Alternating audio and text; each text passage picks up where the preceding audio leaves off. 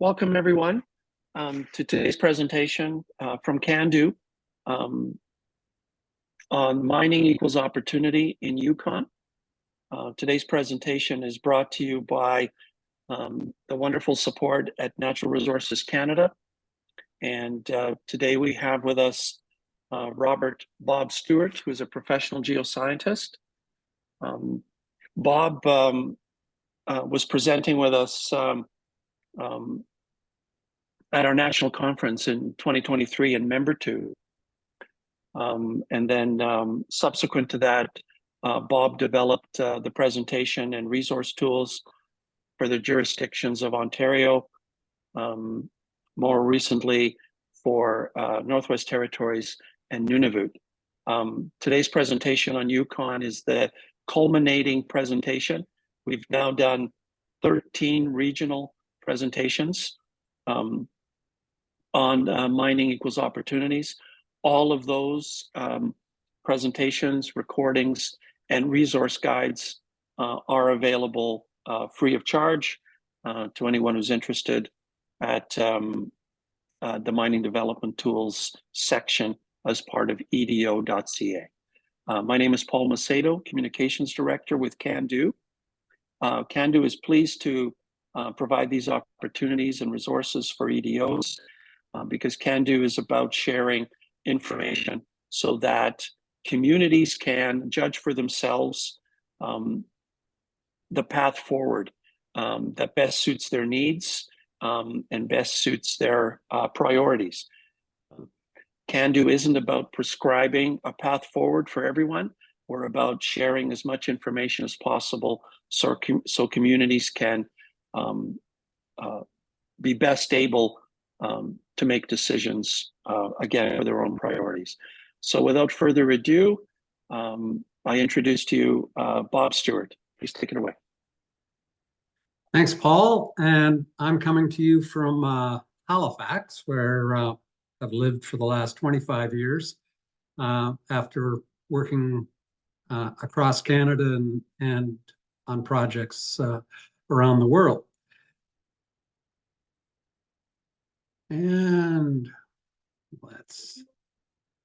there we go. So to acknowledge that Yukon is the ancestral homeland of many peoples and communities that have adaptive relationships with the land and society, we're going to see that throughout this presentation. I've been able to put this together with many sources of information, principally from the territorial government and the geoscience department there. But I've drawn information from corporations as well as Indigenous websites. And there's going to be an extensive list of links in two appendices that we'll see later. So there's lots of opportunity. People say that, but I really mean it and hope to show you the transformational change that's coming from and where it's coming from, and we can all work together to provide the opportunity for prosperity. And thanks to Cando and NRCan for their support. The presented content is my sole responsibility. So let's see why I'm so up on the Yukon. And so when we first take a look at it, at the size, it's split into 4 different mining districts: Dawson, Mayo, Whitehorse, and Watson Lake. And when we talk about mining, it comes down to different types of claims or tenure. And there are large areas where there's Indigenous tenure to surface rights, as well as surface and subsurface rights. People can, over the last 130 years, have been able to stake placer claims and what are in the Yukon are called quartz claims. quartz claims are what the equivalent of what mining claims are in every other Canadian jurisdiction. So there's presently about 45,000 residents, and most of them live in 9 centers, and 25% have Indigenous identity. And the devolution that happened 30 years ago has 14 Indigenous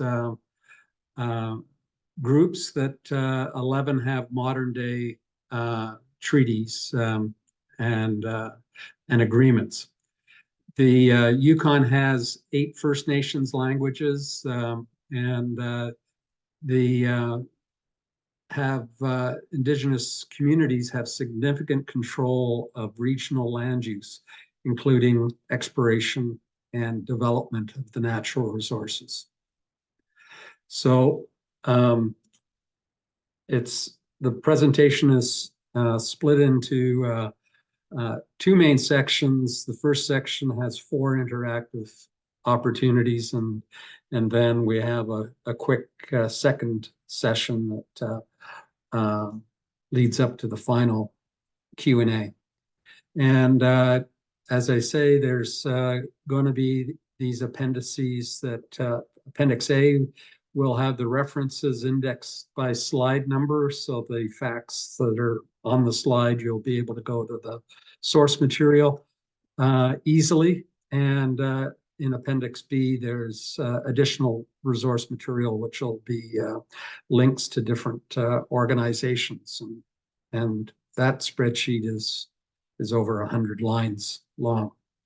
So my role today is to first look at the economics and using the economics as the basis for Indigenous opportunities, and demonstrating the community control that occurs throughout the mining cycle. And then in part 2, we'll be looking at the full cycle and trying to explain in everyday language what's happening, and just how communities can participate in the opportunities. And so we have several subsections, and I'll just start to dive into those. And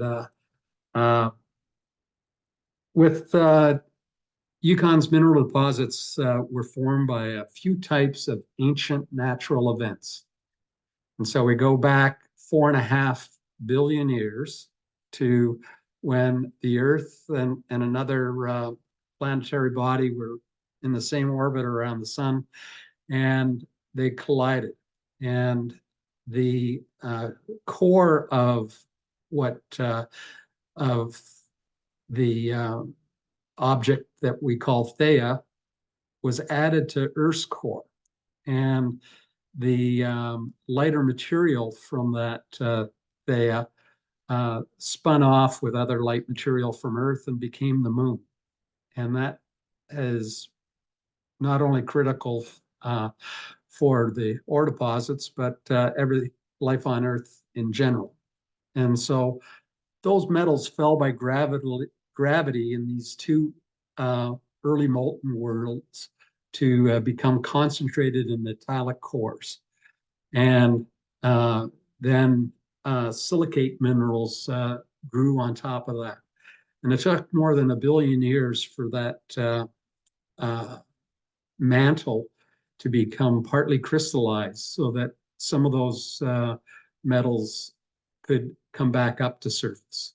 And when they did come up to surface around 2.7 billion years ago, that was when the rich greenstone belts that we have in the Canadian Shield, Northwest Territories, Nunavut, Ontario, Quebec, that's when their mineral endowment started. And so the lava lamp over to the right is indicating just that the metals had to come up from the core, and sometimes they came up and they fell back. And some of these bubbles had gases and waters that could carry the metals. And the first type of deposit that we see in the northern Yukon, just north of all of the other mining areas, are the Wernicke breccias. And they're important because not only do they contain valuable metals like copper and gold, but they also contain rare earths. We go to 430 million years ago, and there were some kimberlite pipes that Chuck Fittke had looked at. These are along the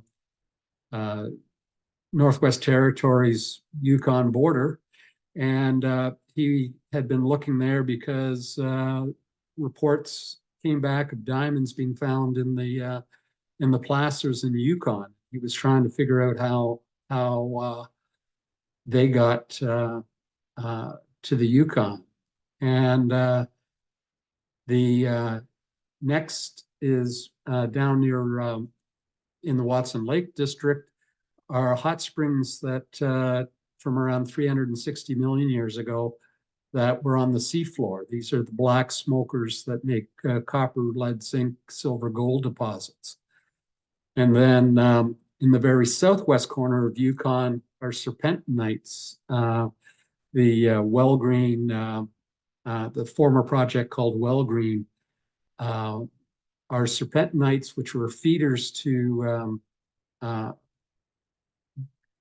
plateau basalts that were also underwater, in the ocean. And these can be the source for nickel, copper, critical minerals, as well as valuable platinum group elements.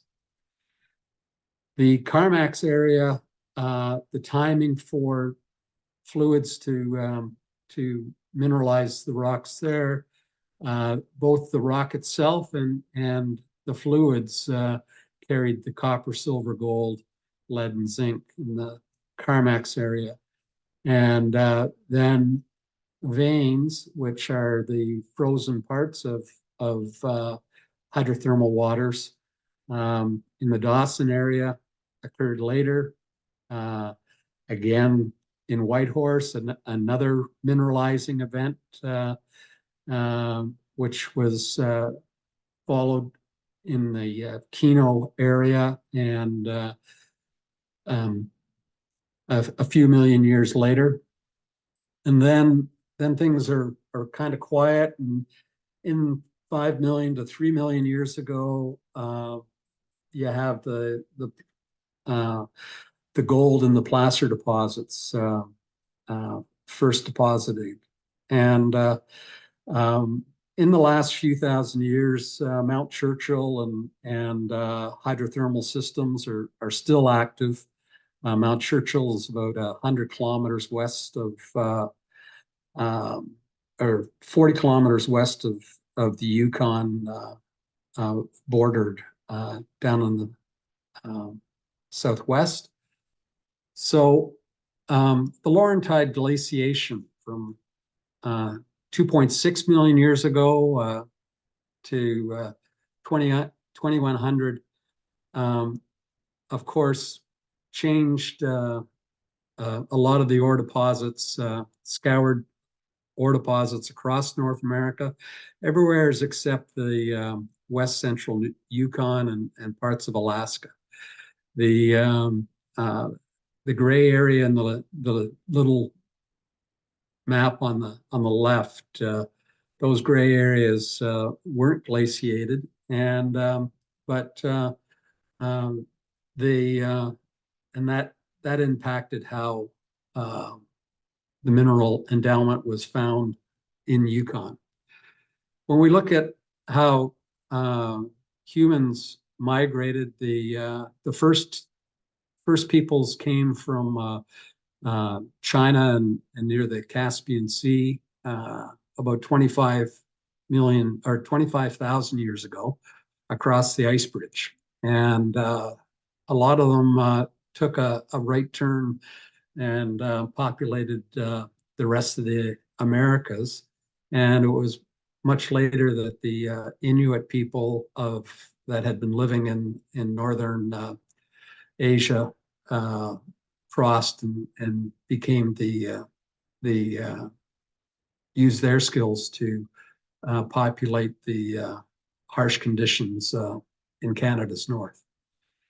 And so we know this from archaeological evidence in the Bluefish Caves near Old Crow in northern Yukon, where evidence of trading of mineral resources like red ochre, copper, firestone, obsidian, and chert. Firestone is the pyrite, the iron sulfide mineral, also known as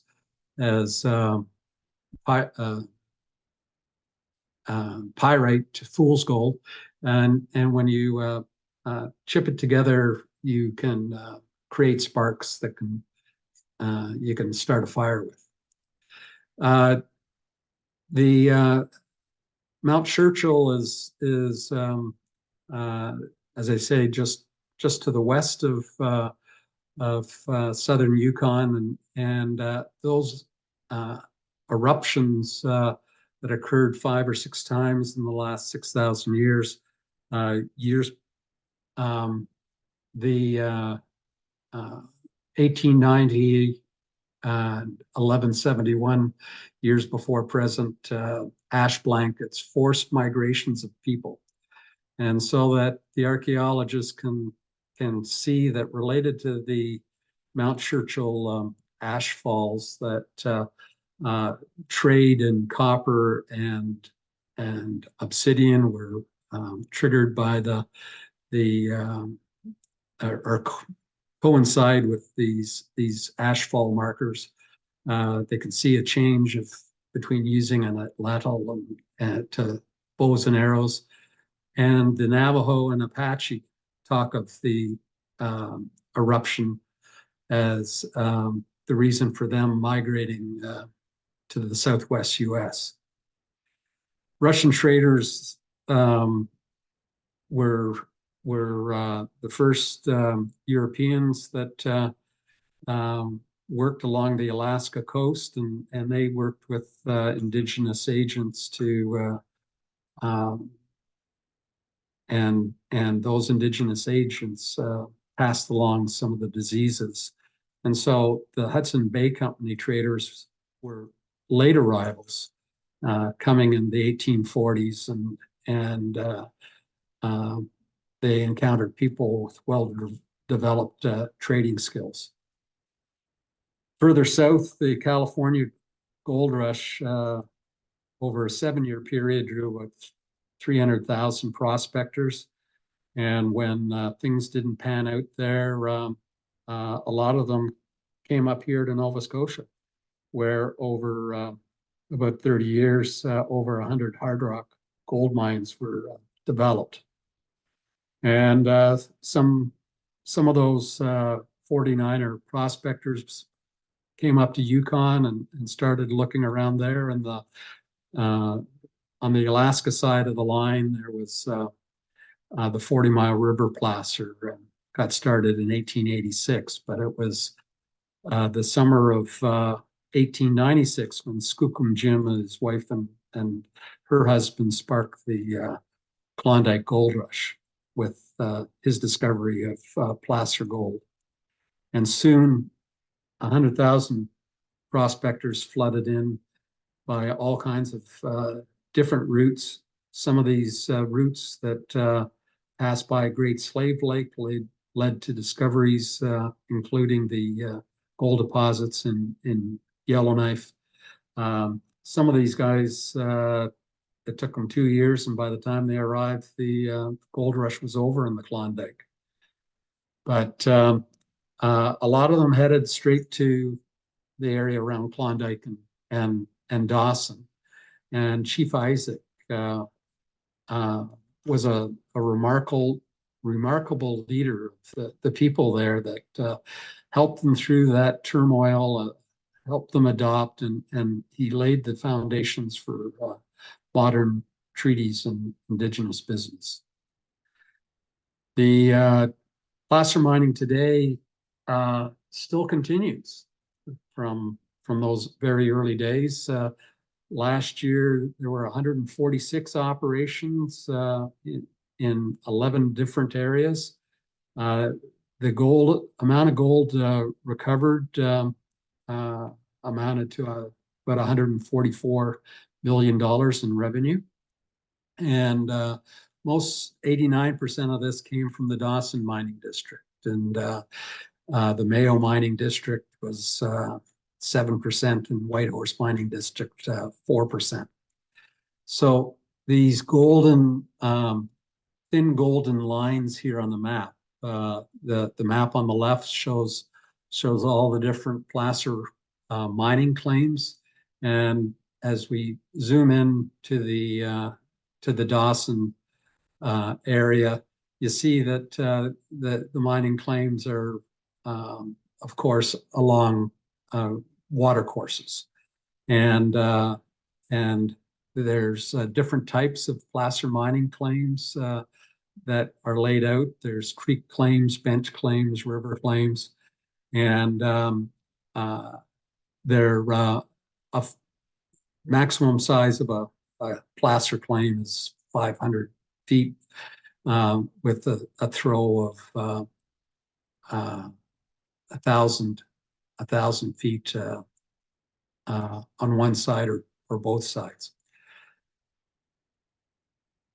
So when we now look at Yukon's hard rock mines, whereas there was 146 placer mining operations last year, in the whole history of the Yukon, there's only been 122 hard rock mines that I've been able to compile.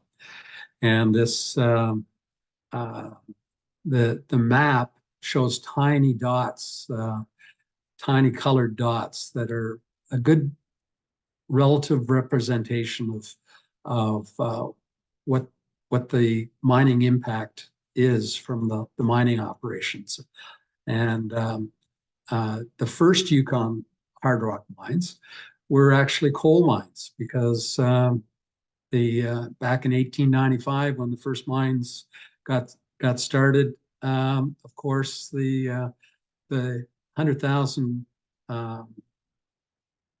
prospectors that had flooded in cut down a lot of the wood for warmth and firewood, and there was a great demand for coal.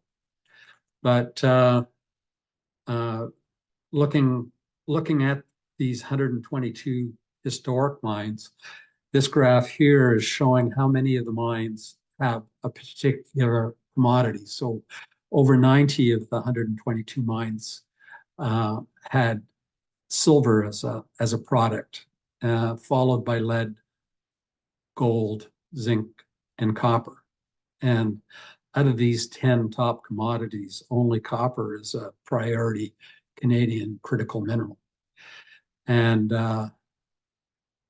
when we look at the old mines by area and rank them by how many years they produced, the Keno Hill Mayo area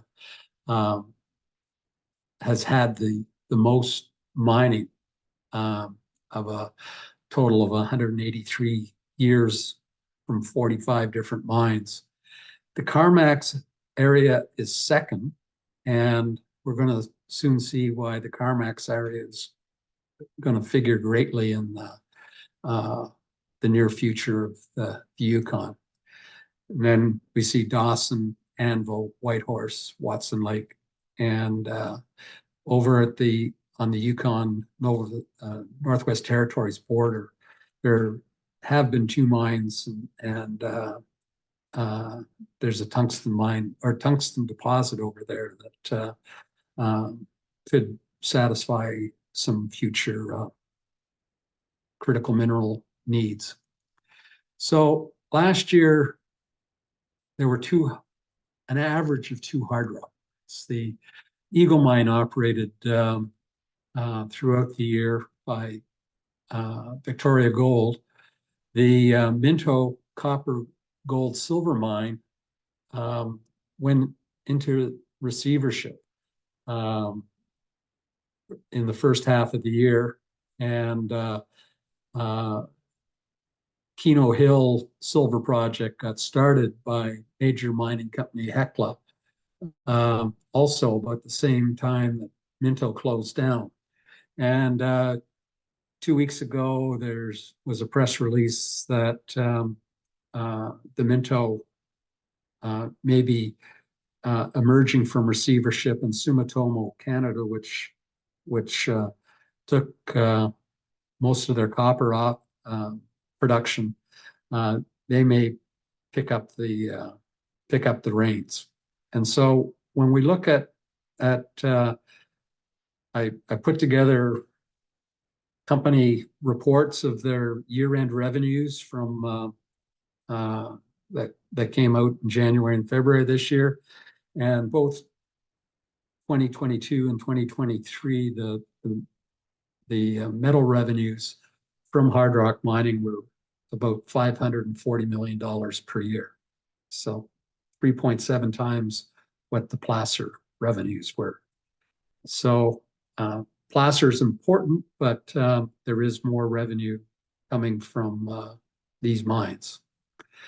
And so the most significant hard rock mining projects that are actually in production or were in production are in the Eagle, Keno Hill, and Minto areas in the central part of this map. But ones to keep an eye on are KZK down in the lower right, and the coffee and casino projects. These are and the Rogue project close to the Northwest Territories border is it's another opportunity. So the coffee project has been looked at and is well advanced in its permitting. Newmont, one of the largest mining companies in the world, has set out a 10-year life of mine plan where it'll be producing $555 million per year. And as I just showed, that's about the same level that the two mines produced in revenue last year. The casino project by Western Copper and Gold, which is also down in that Carmex and Minto area, is going to produce about 3 times what the coffee project is. And those black smoker, those older seafloor hot spring deposits that form the copper, lead, zinc, silver, gold at Kudzakaya is looking at producing another $1 billion per year. And in the last 2 weeks, Kudzakaya, there was an agreement from the Council of Chiefs in that area to participate in that in KZK. Snowline Gold over by the Northwest Territories have drilled a drill hole in 2021 that has truly astonishing grades over 500 meters. That subsequent drilling last year confirmed the mineralization extends in 3 dimensions. And that's going to be an absolutely huge project. So each of these projects will involve more than $1 billion of investment. And let's take our first break here. Thanks, Bob. There are no questions posted in the chat. If any of you have a question that you'd like to turn on your microphone and ask Bob directly, now's the opportunity. Otherwise, Okay. I'll just remind everyone that the resource list that Bob has mentioned will be available in the coming weeks. I do have a list of everyone that's registered for the session. So what I'll be doing is sending out an email to everyone to notify you when that resource list is available on the website, and include a link so that you won't miss out on any of that valuable information. So Bob, please continue. Okay. So if you're going to be putting millions or billions of dollars in investment in Yukon, what are the two things you need? And of course, the first is what nature has endowed, the large, underdeveloped, world-class mineral deposits. But you also need a regime that has a regulatory framework that will let you go from start to finish, and respects a balance between sustainability and prosperity.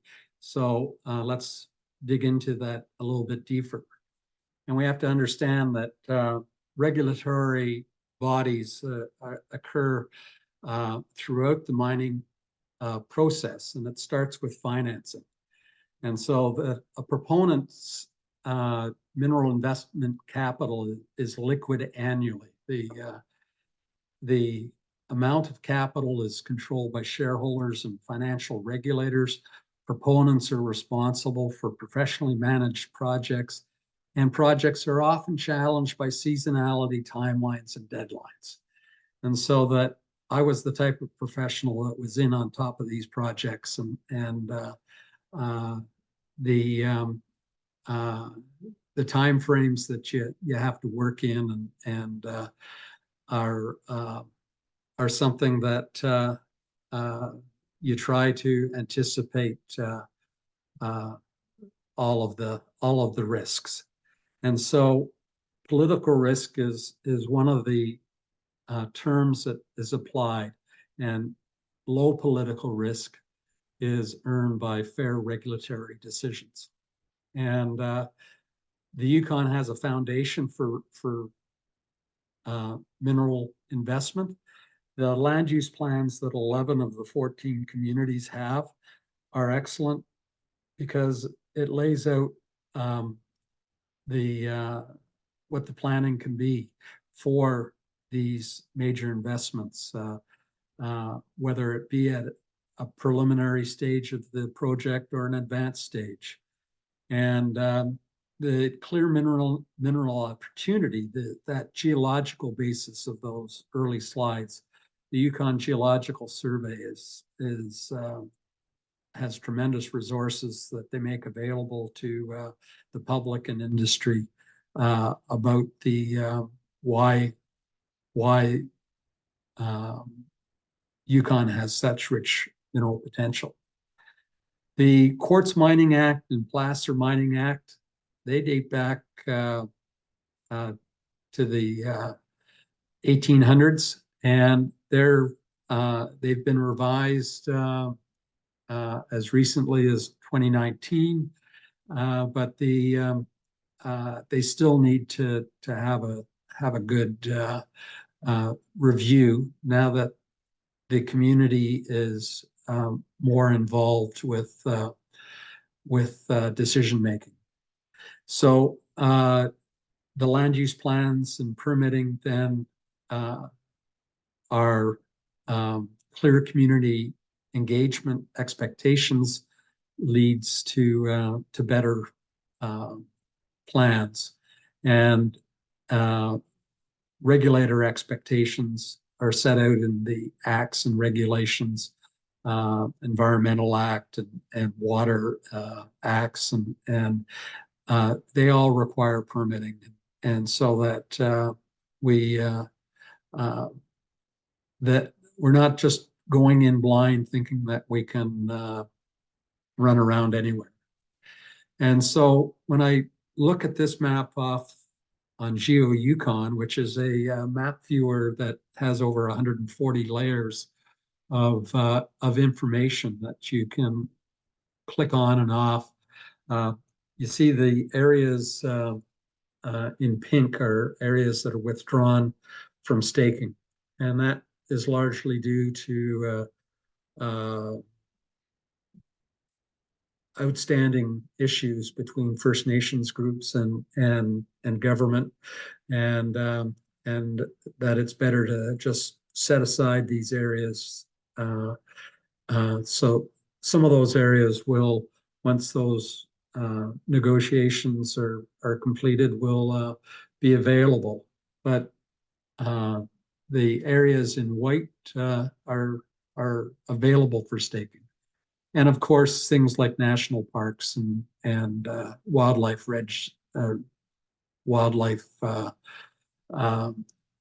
preserves are also off limits to mining or mineral exploration. And so that over the last 40 years, the mining companies have individuals in the mining companies have become registered professionals, licensed professionals, and as part of that, there's a duty to the paramount duty to the public and the environment, and so these project leaders realize their duty to work with communities, and the project proponents and their professionals prefer working with community businesses near their project whenever possible. And in the appendix are quick links to First Nations Indigenous development corporations in different areas throughout the Yukon. These community businesses can make themselves more attractive by demonstrating their Indigenous ownership and participation, because the companies want to then turn around and have the good relations with the community. And so that the discussions that companies have with communities quite often will have set-aside contracts. When we look at the interactive map from the Atlas of Canada at the current status of Indigenous mining agreements, this database is current to 2020, when we went into lockdown and COVID. And so when I read through other company reports, I do see more agreements that have been made in the last 4 years. But looking at just these older agreements, it involved 20 projects, 25 agreements. Different types of agreements are largely exploration, but there's 4 reclamation. One project has 3 agreements that are on hold, and that's the Mactung project on the Northwest Territory Yukon border, and the one producing mine is the mothballed Minto mine. And so the 15 signatories, the Council of Casca Chiefs, they're the ones that recently gave a go-ahead to Kudzakaya, and these other First Nations have already established agreements. So the projects with potential Indigenous mining agreements coming up or have already been completed you can read about those projects in this invaluable publication that came out a few weeks ago. And most of the material that I'm presenting here has been taken from that. So when we get to the title stage, this is title is something that involves both surface rights and subsurface rights. The surface rights, it's generally later in a mining or mineral exploration project where surface rights get acquired once a mine is being actively planned. So the Quartz Mining Act and Placer Mining Act lays out how you can earn different levels of rights to evaluate superficial and bedrock material for their mineral content. And these are stage processes that each require permits. So both acts have many unique elements compared to the rest of Canada. As I said, some of them date back more than a century. And there is a consultation process that's in progress now, asking for comments. Field staking now is using a 2-post system rather than a 4-post enclosure system. And so that it applies to both types of claims, and because the location of one claim and another claim can lead to disputes, and so it can get very complicated for the miners themselves or the prospectors themselves. Indigenous communities hold large areas with surface only or surface and surface rights. The nice thing about that is where you have surface rights that are described by a line on a map. You own those subsurface rights to the center of the earth, and so that it's very clear where you have a community would have subsurface rights. And so that when we look at the number of titles that are out there now, different jurisdictions call a claim in Nunavut can be up to 25 square kilometers. Here in Yukon, a claim has a maximum size of 1,500 feet by 1,500 feet. And there's a lot of quartz claims that are currently active. And if we apply, because of so much overlap and fractional claims, I've estimated that about 3% of Yukon is under quartz claims. The amount spent on exploration in 2023 was up from 124 million the previous year to 147 million. And that's because of the activity around the Rogue project and the other mining projects that are maturing.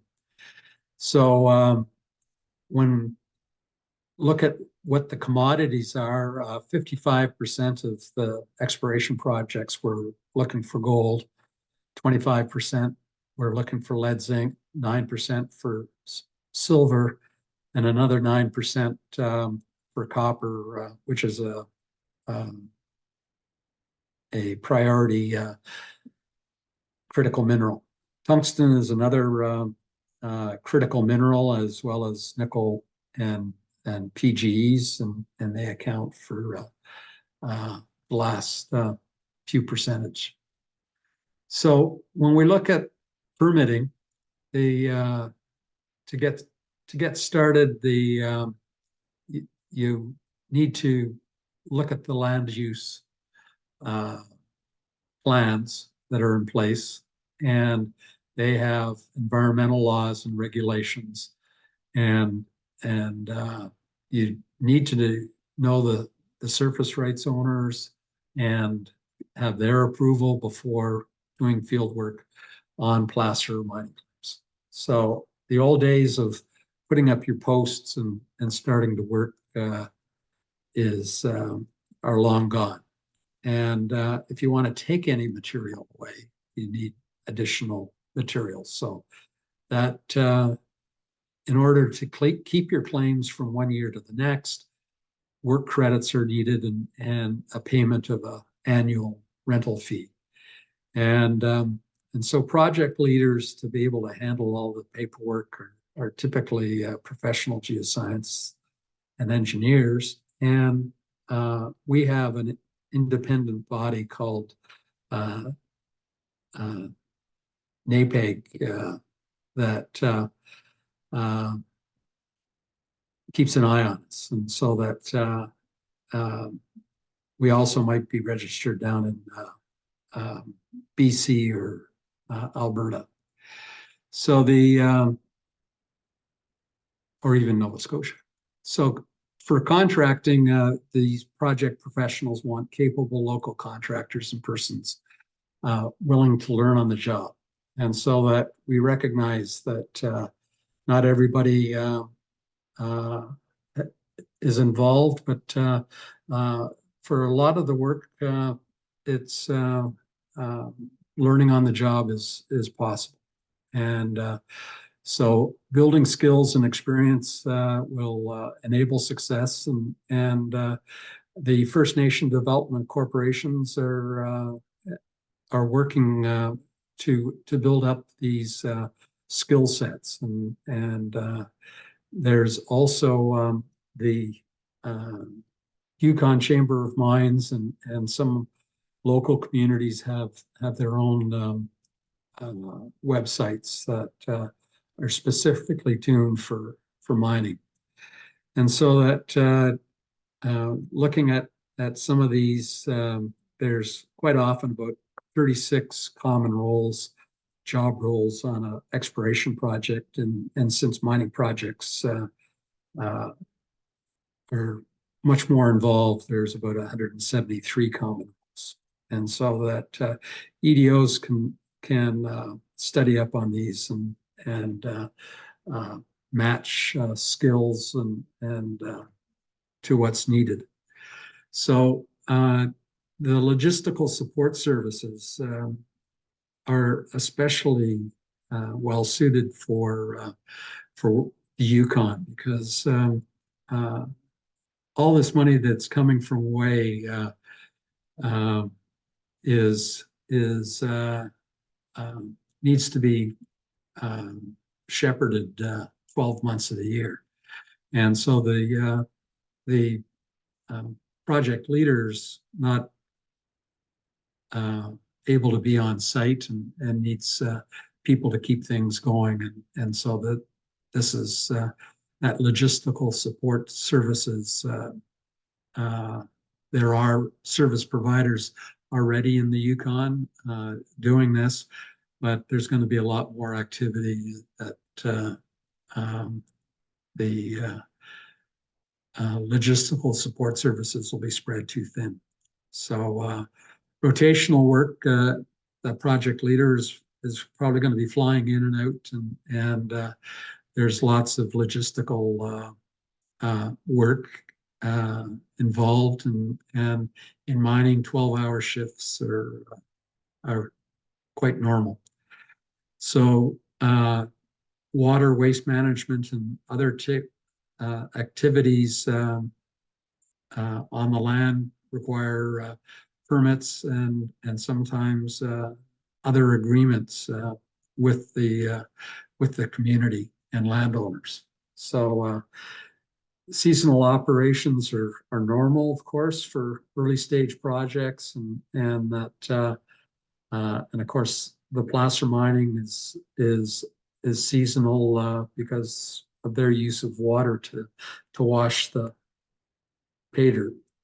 So advanced exploration with resource definition, drilling, and environmental studies are often the first year-round activity, and they require annual re-permitting to keep things flowing. And so mining development and commercial operations also need to have a permitting process that doesn't cause starts and stops. So reclamation and ongoing monitoring is seasonal over many years, and it itself requires permits. So project professionals are involved with lots of reports to the project corporate officers, shareholders, and stakeholders. The stakeholders do include the communities, and when you get permits, you have regulatory reporting for environmental mineral title, and the securities regulators want to also have full disclosure on a regular basis, or if you disclose, you can be required to submit onerous reports to back up your observations. So all of these things mean that projects are vulnerable annually, and so that's a reality. People change. The project leaders often change because an exploration geologist is not the type of project professional to put the mine into production. And so having project agreements tied to mineral title helps to ensure mineral project commitments are met. And one of the things that we are seeing is that performance bonds for final reclamation always should be required, and but these performance bonds need to be proportionate to the reclamation. So it's not a one-size-fits-all scenario. So the territorial and Indigenous control of the resources, it used to be that Ottawa was the main control of resources, but now it's entirely local. And so that with that authority comes the responsibility for informed choices by communities, territorial government departments, and other regulators. And the community participation is essential at all levels of the decision-making process. And these regional economic development plans and land use plans are essential today for that transparency for investment. There's a few other government programs out there that can be available to build capacity, and all of these are should lead to prosperity. The Northwest Territories have these infographics that they came out with in their newsletter in January that also apply to getting the message across that the path to the roadmap from early days to the mining has opportunities and requirements for Indigenous participation. And so in the Northwest Territories, a prospector awareness course is needed before you get your prospector license, and you can stake a claim. And even when you stake the claim, you don't have the claim. There's a 30-day period where Indigenous government and organizations have to review it before the claim can be issued. And at that point, you can get your permits and start going around that circle of maintaining a claim. And that's what we just went over, is what the 1 year cycle is that you keep going around there until you find something like the evidence of a deposit that has to be backed up with a technical report. And then the next stage is working through mineral leases, and all those yellow signs are ones where the Indigenous agreement is required. The benefits agreement in step 9 and 10 are also there. That's where things will get hashed out to before the proponent has had a chance to start mining. Once they start mining, they'll start selling. Then there's annual reporting of what they've done and cutting the checks for sharing the wealth.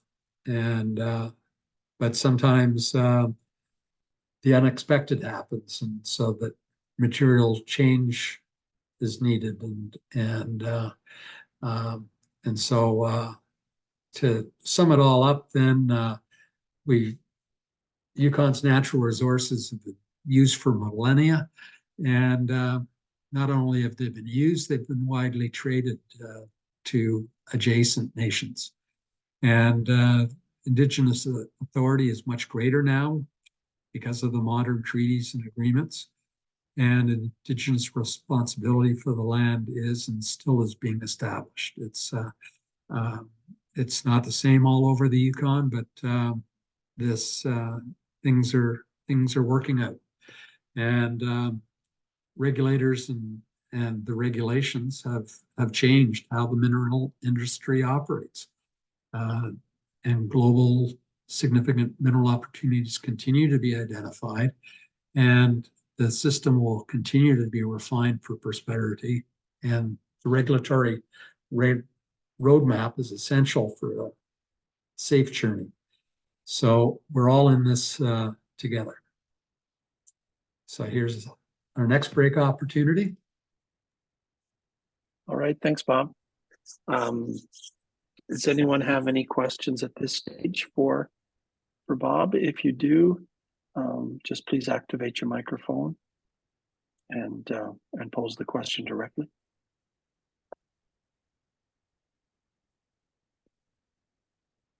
Okay, so let's just take a look at how the mining is important to Canada as a whole.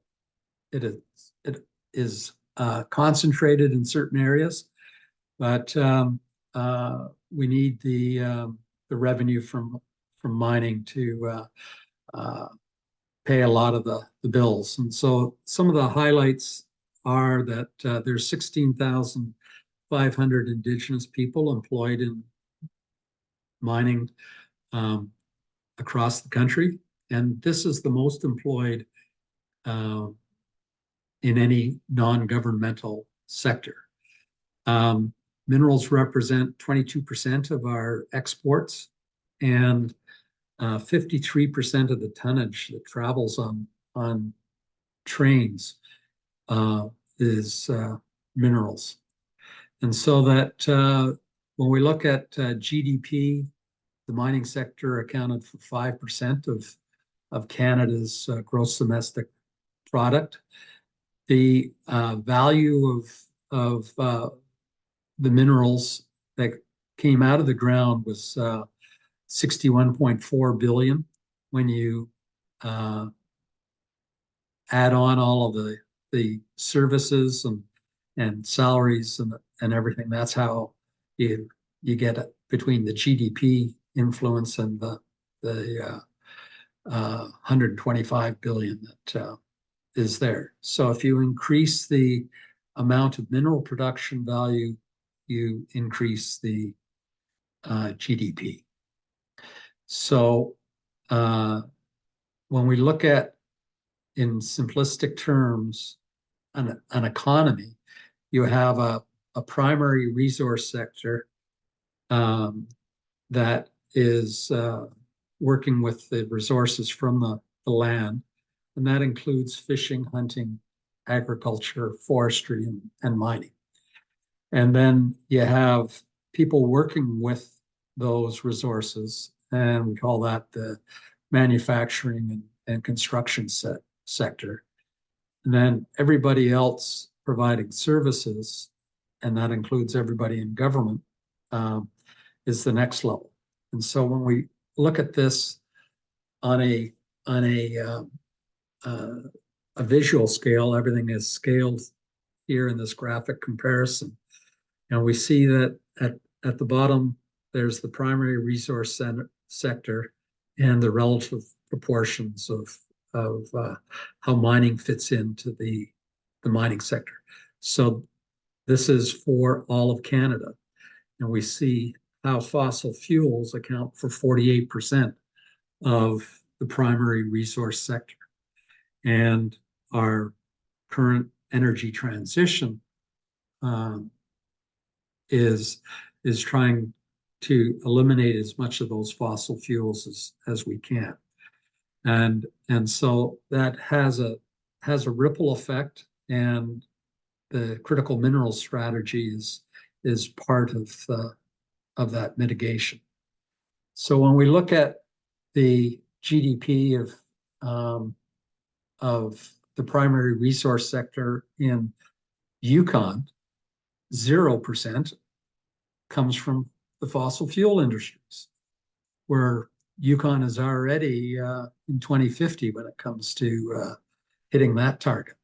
And mining is 84% of the primary resource sector, because of course, agriculture, forestry, and wildlife have limitations to them. And the next largest sector is the distribution of electricity, natural gas, water, sewage utilities. So today, mining is safer, better paid, and better regulated than 30 years ago. And why it's working is because of these highly regulated professionals. So there won't be too many more of these spreadsheet type, but when we look at the Yukon's GDP, the primary levels is the primary part of the economy accounts for 13%, and the construction manufacturing for 12%, and where Canada had a 70%, Yukon has a higher service producing industry proportion of 75%. And so the in this spreadsheet here, the mining and quarrying numbers, you can see the lowest was in 2019 when there was $95 million of revenue, but that has climbed in recent years. And what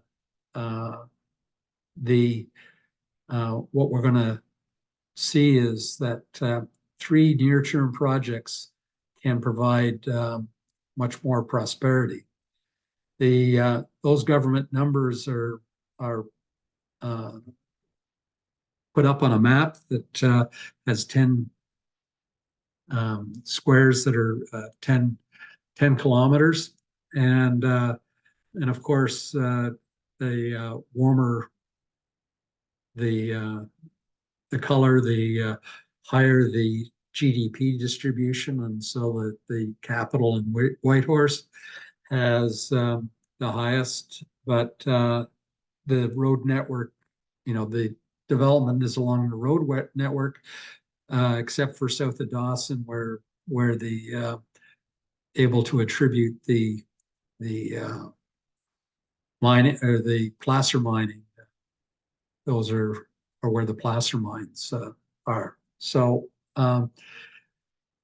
going back to this, this is your go-to resource, and it has things that it has text that explains individual projects. This top left shows how much placer gold came from different areas. The top right picture is a very large placer mine. It looks more like a hard rock mine. Hard rock exploration, that infographic emphasizes that gold is the main commodity of interest. So getting together and having input from responsible professionals is a good idea for making informed decisions. And the Yukon Geological Survey, they're not advocates for mining. They provide objective advice.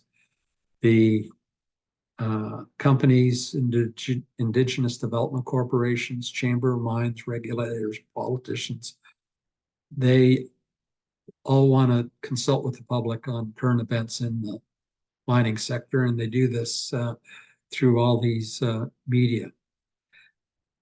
Attendance at major mining conferences, there's one in November in Whitehorse that reviews the last year's activities. But in Vancouver in January and Toronto in March are other major mining conventions. So looking forward, where are the big changes going to come from? And the casino project, coffee project, Kudzakaya, perhaps the mothballed Wolverine project that's next to it can also be developed. Minto is emerging from receivership. I expect it to be able to get back into production. The Rogue project with its 1980 or 2021 Valley discovery. The Selwyn Basin Howard's Pass project is a world-class lead zinc deposit that is currently on hold.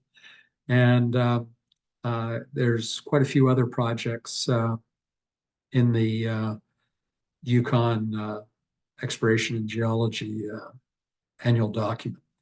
So from exploration head frame exploration wisdom is that exploration in historically mined areas will yield new mines. That that area that is near the Northwest Territory border will yield new mines. There were head frames there, and new head frames will be developing in areas that didn't have head frames before, and the area around them will be highly prospective. So mining is 84% of the natural resource industry production. Previous mine sites are getting better exploration and development investment, meaning progressive exploration can be integrated into programs at no cost to the taxpayer. So that head frame exploration of going back and look where people were mining before actually has this environmental benefit to it, because the current proponent can do a lot of the cleanup that needs to be done. So modern technology and drills can better access the mineral potential at surface and at depths never explored by previous explorations. So that's the old timers just couldn't look deeper than about 500 feet, 150 meters. And now we can look at 2,000-meter depths on projects. So multiple mine development and infrastructure projects are undergoing financial reviews and permitting. So summing it all up is that from a national basis, mining is essential. It can grow significantly in the Yukon, sixfold. Sustainable capacity building systems are being refined that will include the communities, regulators, prospectors, and mining professionals. There's local consultation freely available. And the bottom line is that all projects are endangered without continued support. So, any questions there, Paul? There is a question. Whoa! Excuse me. Yeah. Ryan asks, as economic developers, how can we support and encourage mining companies to be both environmentally and financially sustainable? Specifically, how can we mitigate the boom-bust cycles and ensure resources are available for reclamation and remediation? Excellent question, and that's where further back I had the posting of bonds. Back in the day, there was no posting of bonds or minimal posting, and so all along the way there needs to be that proportionate capacity. Because by recognizing that budgets are annual and the current project leader, he's going to operate the project to minimize environmental impact, and so talking to them as to what their plans are, and so that there isn't the biggest impacts that tends to now come at the development stage, and so that's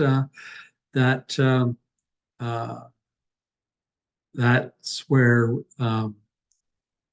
there should be tens of millions of dollars that set aside that can be available, and that the mine permit isn't issued until there's a financial plan to make sure that a staged financial plan. Quite often, they'll come and say, "Oh yeah, trust us." Well, those days are gone.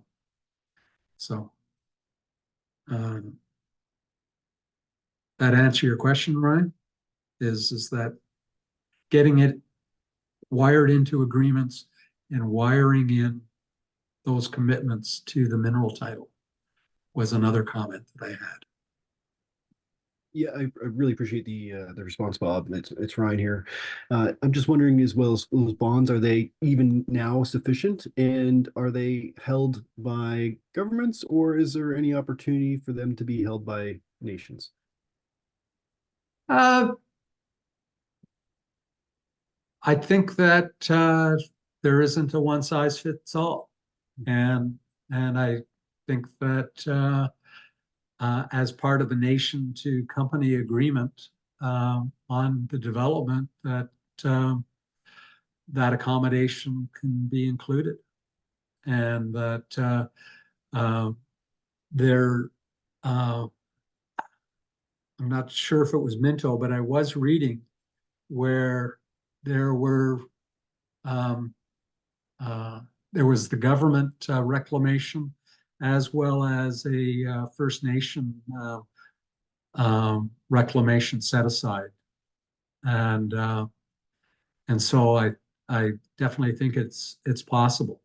And when you look at news releases, I'm pretty sure it was Minto over the last 6 months, they refer to that. Yeah, the reclamation supposed to do with the government wasn't enough to do everything. But oh, yeah, there's also another source of funds over here. So I think that was with the Selkirk First Nation. So, yeah, I've been reading a lot about the Yukon lately. But so yes, I think that and when those reclamation bonds, when adverse conditions cause the shutdown of a mine, and a mine goes, or a company goes into receivership, and it's no longer an entity, and it falls back to the territory, and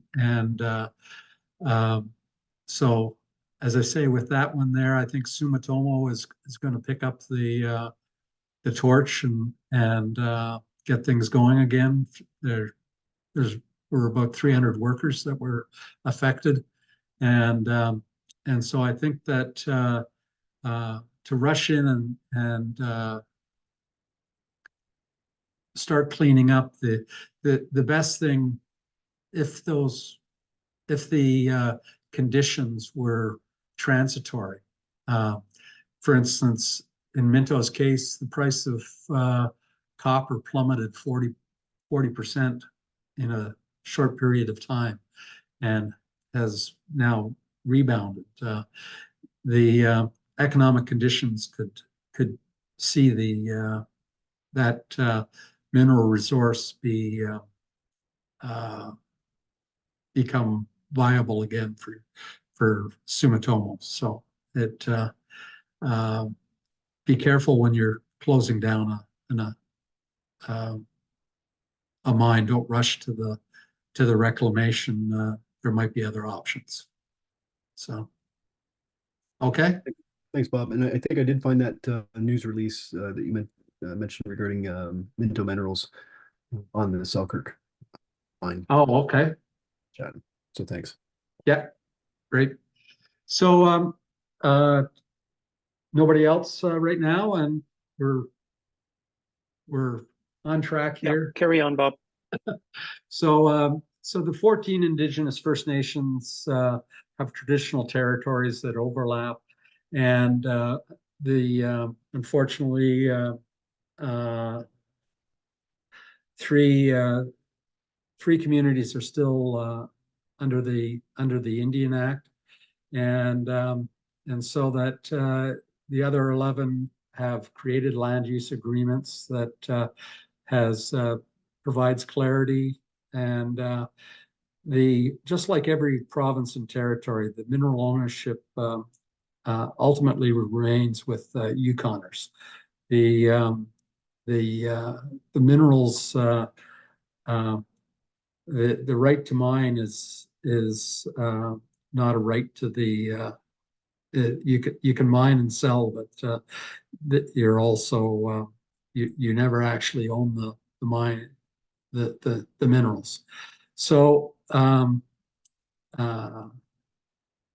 you can have the exclusive rights, however, and that's perhaps a difficult concept for both the miners and the public to understand. So the estimated value that came out of the ground from Yukon hard rock mines was about 495 million, and that estimate was done back in November when they had to put together the 2023 review document. Going back to I came up with a number of 526.2 million, looking at year-end reporting from companies, and so that amount, 526, 540 a year ago, that's pretty much the same, and so that the mineral exploration and deposit appraisal was 147 million, and 95 million was invested by those companies in mine development. And so companies invest in mine development because they want to expand or continue operations. And so the confidence, you don't explore in an area where you're not confident of having success, and you don't expand your mine if you don't think you can make money from the expansion. So these are good indications that almost 250 million was invested in Yukon. And so that the hard rock projects, there were 82 projects by 47 different operators. And as we saw previously, gold is the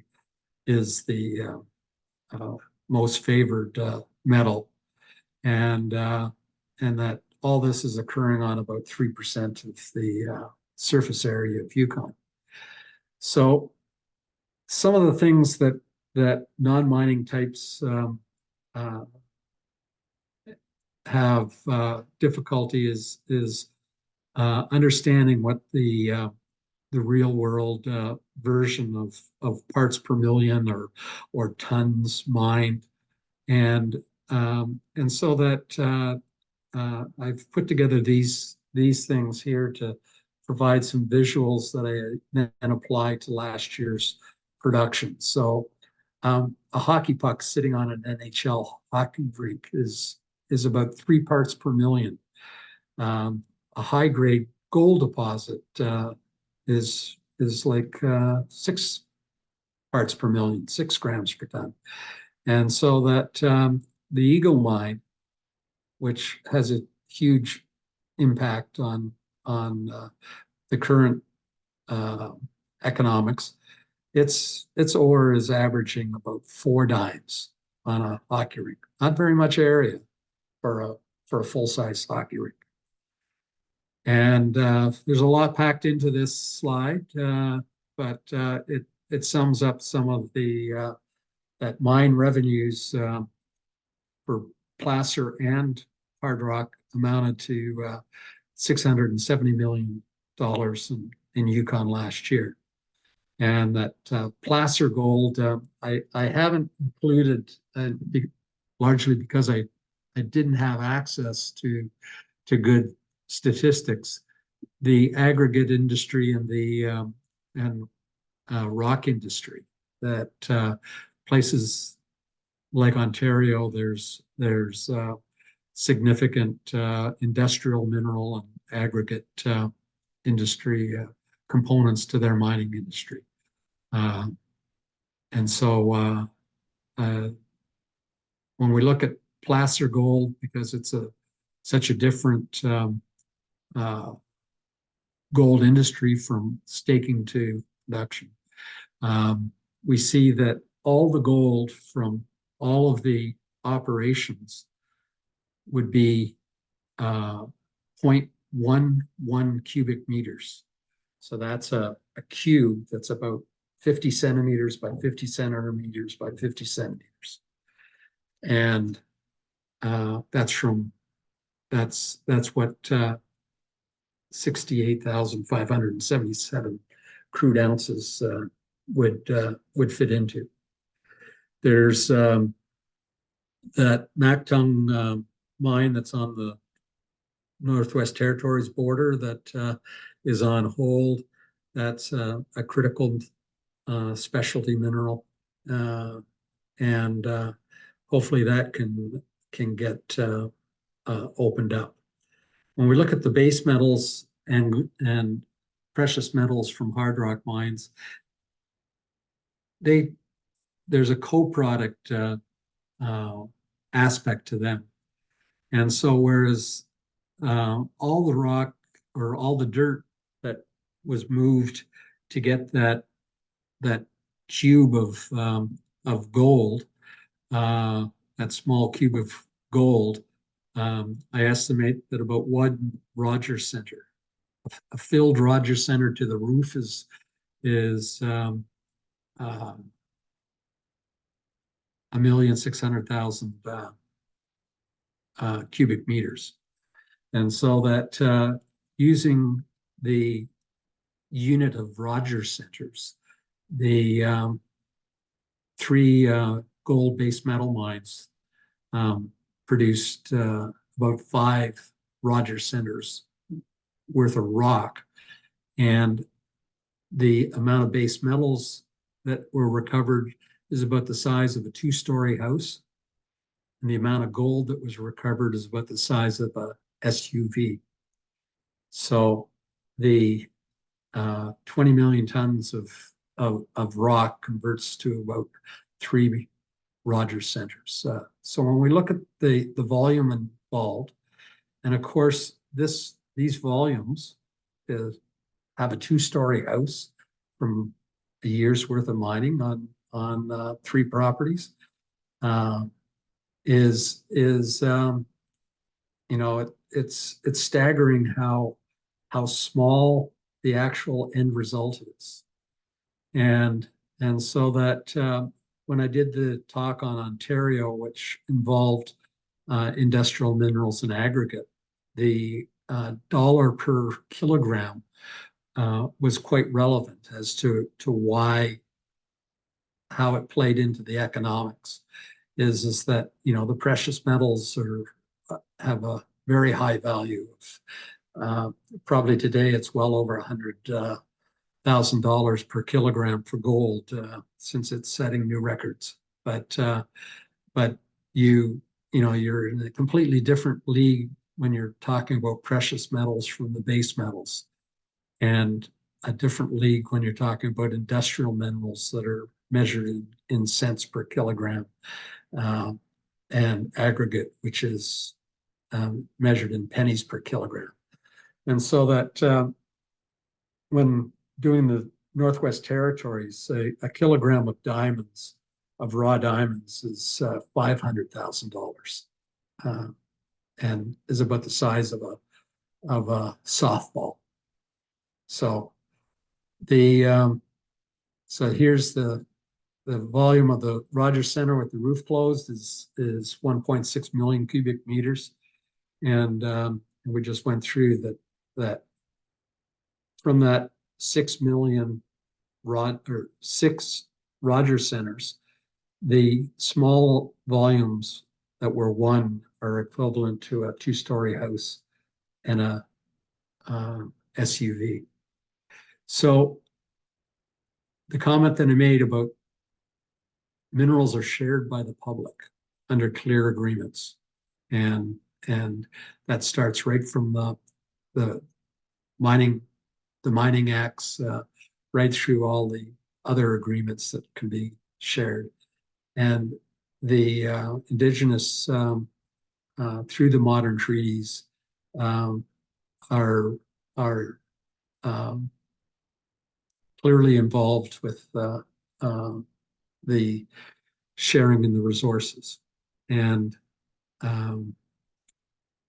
regulatory systems are built for the well-being of the environment and Northerners themselves, and so that we're already seeing a significant component, and because of the low population density and frontier stage mineral opportunities, the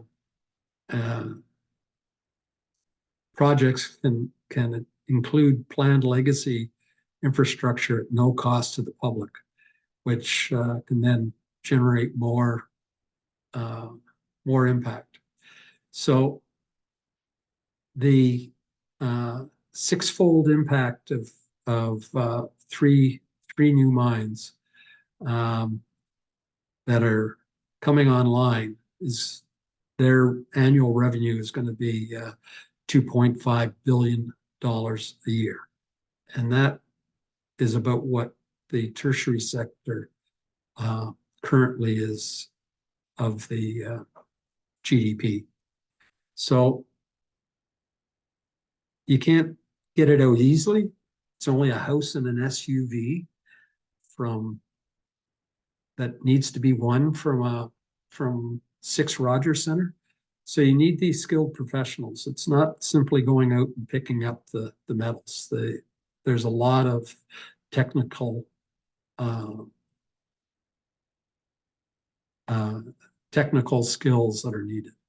So it's very different than modern hard rock mining. It's very different from those early days when all the prospectors came up to pan and pick gold out of the pay dirt. So Yukon does have skilled Yukoners now, but there's going to be rapid economic growth. And so how do we prepare for that? And let's, any questions, Paul? No questions, Bob. Okay, I can blast through then what the mining cycle looks like in 10 stages. And I've highlighted through these turning points. And so that, so in green are the key turning points here. So these are points where First Nations involvement can be involved in these turning points, and we have to remember that it's only at step 7 that when there's production that there's money. So just one second.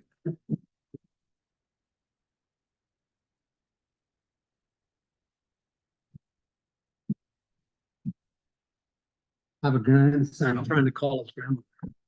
So the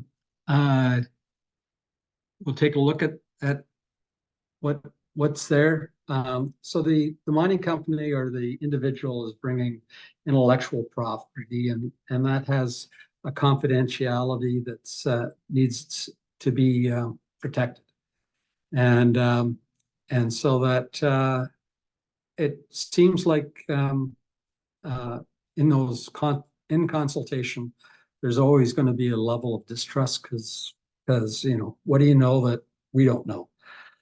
And so that understanding that and having early meaningful consultation is the first point, first key turning point. And that then moves forward to the mineral tenure acquisition being the second point. And the department has these excellent guidelines for people coming to the Yukon and staking claims under either the Quartz Mining Act or the Placer Mining Act. So mineral tenure claims, intellectual property, and a reasonable exploration plan are needed for project financing and moving it to the next step. Prospectors and junior companies can only take things so far, and they're typically self-financed. But getting financing for the larger projects is securing financing is a project's third key turning point. And the people providing the financing are always asking now, what agreements do you have? How is it going with the Indigenous community?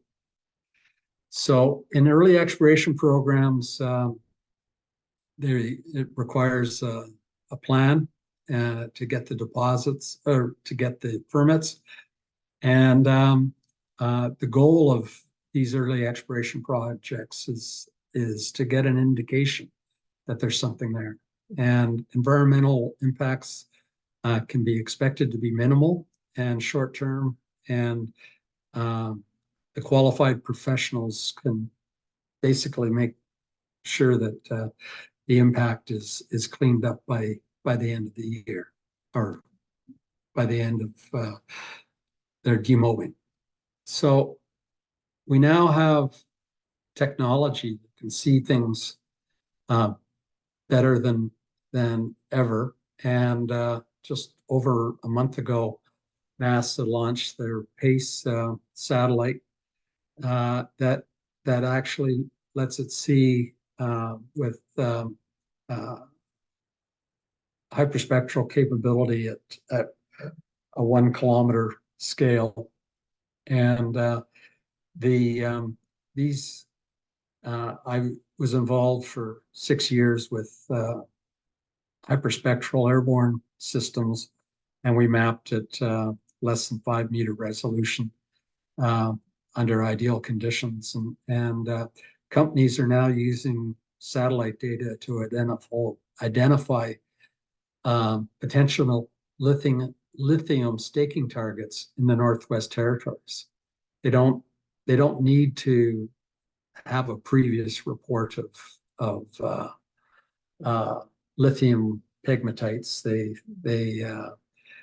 They're able to just do the look-see, and so that there's passive airborne geophysical surveys that are flown, as well as active ones that send out a signal and receive the return. And so LiDAR and electromagnetic surveys are examples of active systems. And this is allowing us to see deeper than anybody previously could see.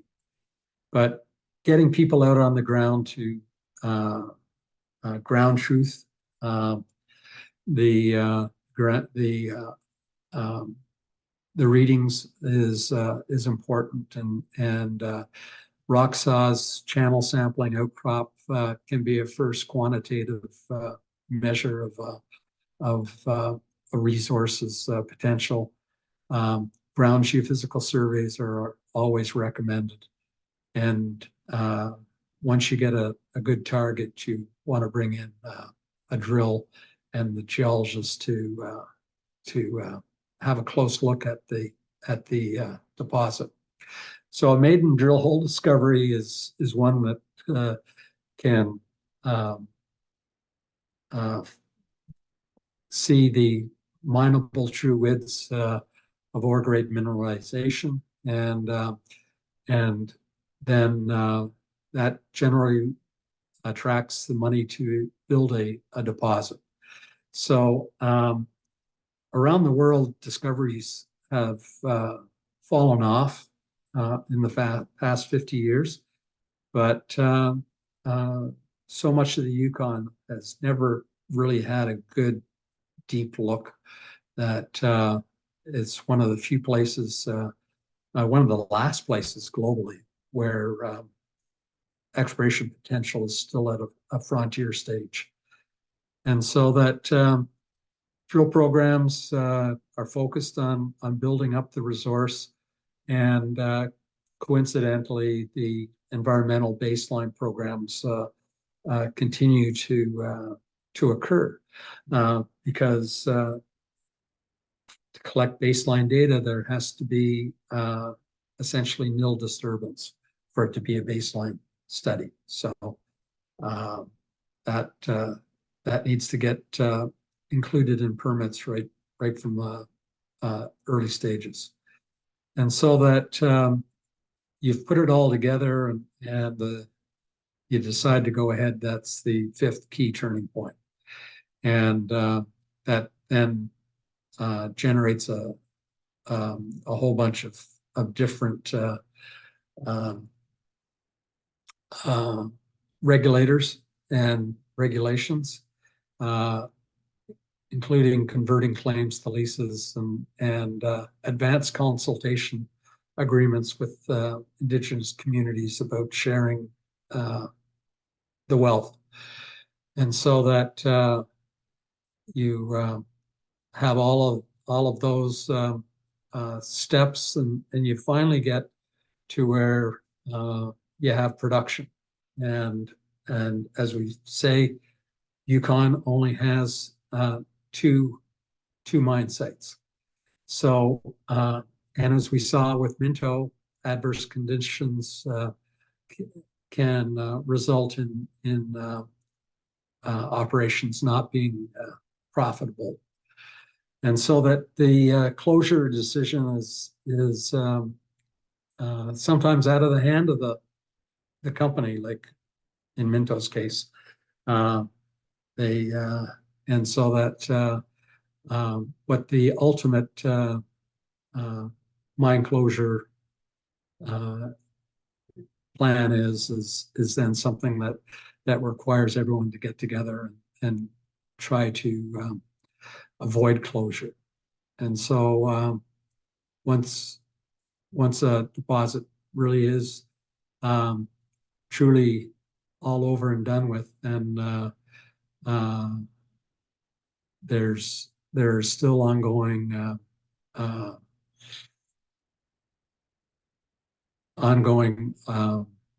inspections needed to make sure that it's things haven't changed. So the getting things the community consultations before mine construction are needed to help define how it would be repurposed after mining. So we have a legacy of mining sites that remain a public concern because they didn't have closure, reclamation, and repurposing plans. And so that we know that we don't want to repeat those mistakes. So Indigenous business opportunities can be involved right from early exploration through to the to closure.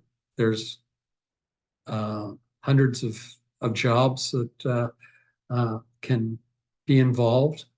And we're at a time in Canada where there are critical minerals strategies developed at a federal and a territorial, provincial level, and just making sure that we are able to transition the economy. Mining is still a vital part of getting off oil, and so our government programs. Just across the line is the Prairie Creek mine in the Northwest Territories. It's a lead zinc proposed mine, and there was $2 million in capacity building that was made available for this Indigenous Natural Resource Partnership program. So when we look at the Yukon Geological Survey, they've got 20 geoscientists involved in projects across the Yukon and these field crews that are working out there, they need people. So you can get involved at a very early stage with as assistants on survey programs, and they have outreach programs that's outlined in that document that includes getting into schools and so that everyone wants to be getting together with communities and for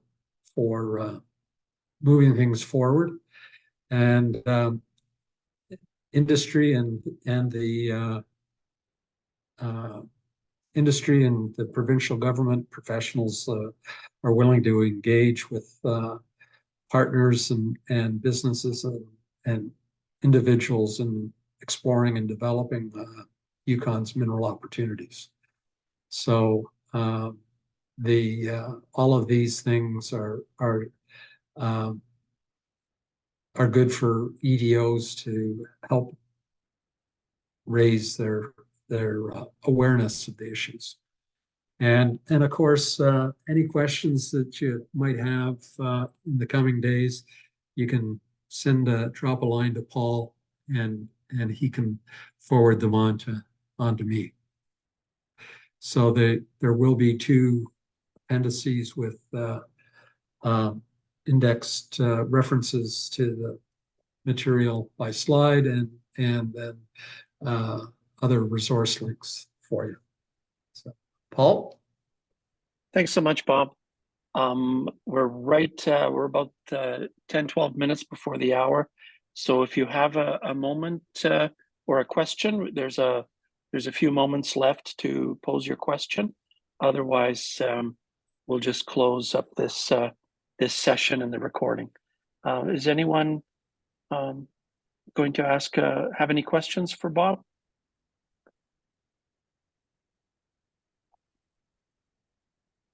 Okay, that being said, I'm going to turn off the recording.